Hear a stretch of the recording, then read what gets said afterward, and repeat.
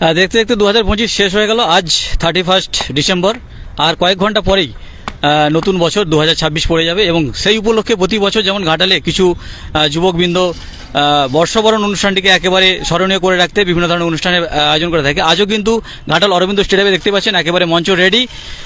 Big bang boys গ্রুপের উদ্যোগে আজকে 31 ডিসেম্বর বর্ষবরণ অনুষ্ঠান আয়োজিত হতে চলেছে। রাত্রিতে সন্ধ্যের দিকে বিভিন্ন ধরনের অনুষ্ঠান হবে একদম ঘাটালের অরবিন্দ স্টেডিয়ামে। সেই অরবিন্দ স্টেডিয়ামে সবার আমন্ত্রণ। কি বলছেন সেই বিগ ব্যাং গ্রুপের সদস্যরা? বিগ ব্যাং বয়েজ গ্রুপের থেকে যদিও ছেলেরা করছে, আমাদের যারা জুনিয়র আছে তারা করছে। আমরা সকলে যারা ঘাটালের দীর্ঘদিনের বাসিন্দা বিভিন্ন উৎসবে আমরা থাকি, একসঙ্গে মেতে উঠি। আমরা ওদেরকে সর্বোত্তমভাবে সহযোগিতা করছি। কে কে আসছেন আজকে? 2025-এর বিদায়, 26-এর আগমন সামনে রেখে বিনীতা দেবনাথ, একজন নামকরা গায়িকা, তিনি আসছেন, মঞ্চ মাতাবেন। দর্শকরা যারা থাকবেন আমাদের এই অরবিন্দ স্টেডিয়ামে, ঘাটাল অরবিন্দ স্টেডিয়ামে, তাদের সকলকে মনোরঞ্জিত করার জন্য। এছাড়াও আসছে M7 ব্র্যান্ড, এই ব্র্যান্ডটাও নাম আছে, এদের গানও যথেষ্ট ভালো। সকলকে আমন্ত্রণ জানাই আমরা। এদের পক্ষ থেকে, আমাদের যে জুনিয়র গ্রুপ তাদের পক্ষ থেকে, বিগ ব্যাং বয়েসের পক্ষ থেকে ঘাটালবাসী তথা পার্শ্ববর্তী সমস্ত এলাকার মানুষকে আমরা আমন্ত্রণ জানাই, আপনারা আসুন। এই 2025-এর 31 তারিখের শেষ রাত্রি, 2026-এর শুরুর আগের মুহূর্তটা আসুন সবাই মিলে আমরা আনন্দ উপভোগ করি, এনজয় করি, একসঙ্গে আনন্দে মাতি। সবাইকে আমন্ত্রণ জানাই বিগ ব্যাং বয়েসের গ্রুপের পক্ষ থেকে। আসুন একসাথে হই, মিলিত হই 2026-এর আগমনকে আহ্বান জানানোর জন্য।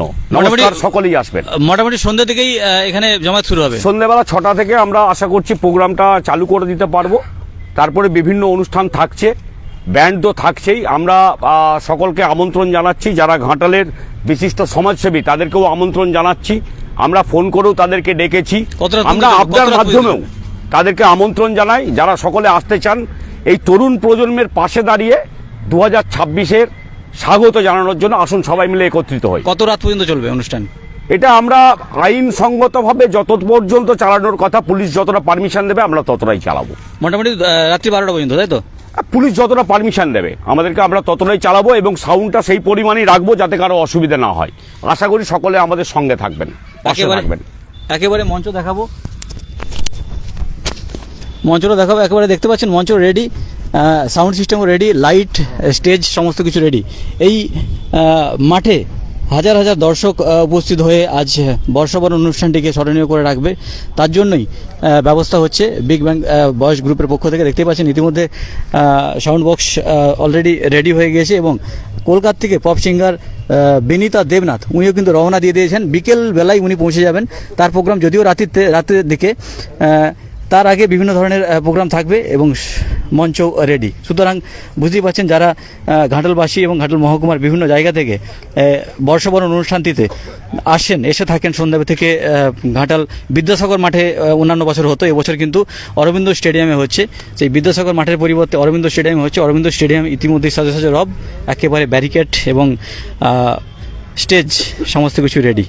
সুতরাং আর কয়েক ঘন্টা পরেই নতুন বছর 2026 ইংরেজি নববর্ষ পড়ে যাবে এবং সেইটিকে স্মরণীয় করে রাখতে বর্ষবরণ অনুষ্ঠানের আয়োজন ঘাটাল অরবিন্দ স্টেডিয়াম থেকে। আমি ছিলাম রবীন্দ্র, স্থানীয় সংবাদ।